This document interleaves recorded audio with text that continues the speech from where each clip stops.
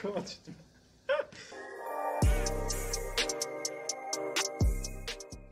C'est vrai que régisseur, c'est multitâche. Il y a des formations où on apprend la vidéo, l'image, le son, l'électricité, euh, où ça englobe vraiment tout ce qu'est le métier régisseur, aussi à Technicien monter de une spectacle. structure, etc. Moi, j'ai fait une formation ingénieur du son, donc c'est beaucoup plus centré sur le son. Quand je suis arrivé dans le centre culturel, j'avais zéro aussi, enfin vraiment zéro compétence en lumière. Euh, donc ça, j'ai dû apprendre, tandis que Kevin, lui, a fait une formation de régisseur, et donc il avait vu un peu tout.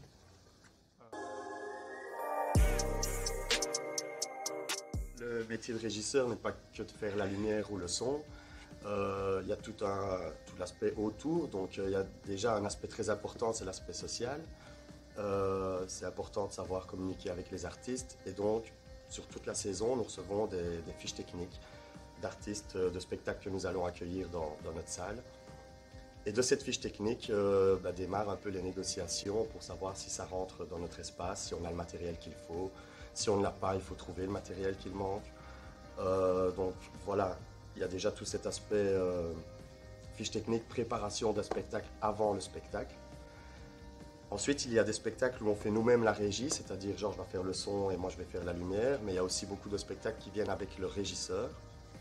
Donc, dans ces cas-là, on prépare tout le terrain et ensuite on accueille le régisseur et on l'aide à s'installer, son décor, on pointe les lumières avec lui.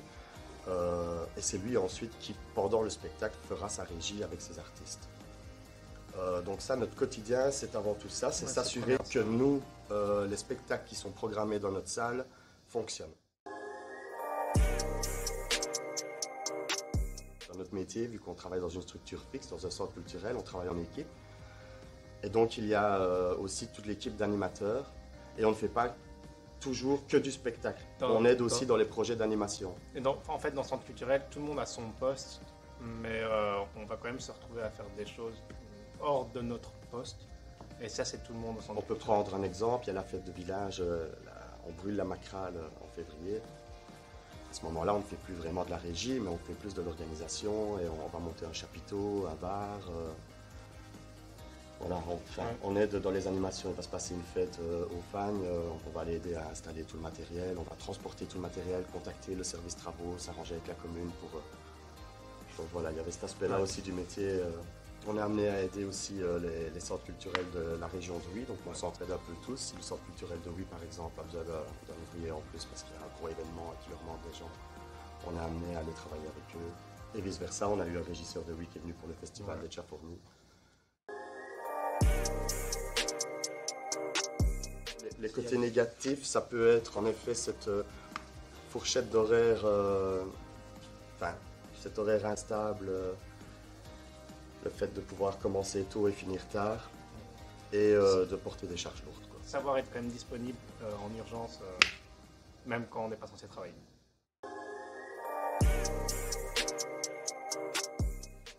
Il faut savoir que le métier de régisseur est devenu un métier en pénurie. Le Covid n'a pas aidé. Donc beaucoup de gens se sont reconvertis et ne sont pas revenus dans leur métier de base. Mais il faut savoir que voilà, on est dans le milieu de la culture, il y a de la demande, il y a du boulot. On n'a jamais vraiment cessé de travailler. On a un emploi assez stable, donc ce sont des contrats en CDI. Pour l'instant, c'est vraiment un métier en pénurie. Déjà, le nombre d'événements cet été où en tant que musicien, on arrive et il y a moins de personnes et tu vois qu'ils sont en galère, ils bossent, ils triment à fond parce qu'il y a très peu de main-d'œuvre, il y a très peu de gens techniciens et donc ils sont un ou deux sur une grosse scène, tandis qu'ils devraient être techniquement 3 ou 4. Ce qu'on va demander surtout, 3 qualités à un régisseur, c'est être responsable, c'est-à-dire que tu dois assurer le spectacle. Le gars qui t'engage doit être sûr que le spectacle ça va tourner techniquement, donc que tu sois compétent quand même, que tu saches ce que tu fais, que tu sois réactif en cas de problème. On reste dans du spectacle de l'art vivant, Donc on n'est pas au cinéma où on peut recouper et recommencer, on est sur scène, donc il faut être assez réactif en cas de problème. Et je dirais une troisième qualité, en effet, le côté social. Avoir un bon feeling avec les artistes, pouvoir communiquer avec eux et savoir leur faire plaisir tout en se faisant respecter en tant que technicien aussi, parce que des fois ils demandent des choses un peu trop et c'est pas possible. Et donc je pense que voilà, si on a un bon côté social, qu'on est responsable et qu'on est réactif en cas de problème, c'est déjà 3 bonnes qualités pour être un bon régisseur.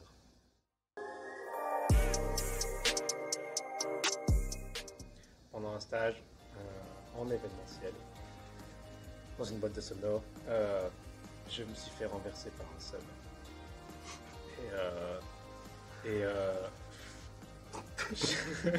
Comment tu dis? Je me suis fait renverser par un sub et c'était filmé. Et donc c'est sur YouTube. Ça a plus de vues que toutes mes chansons. Voilà. Vous pouvez taper Histoire d'un sub. Histoire d'un sub.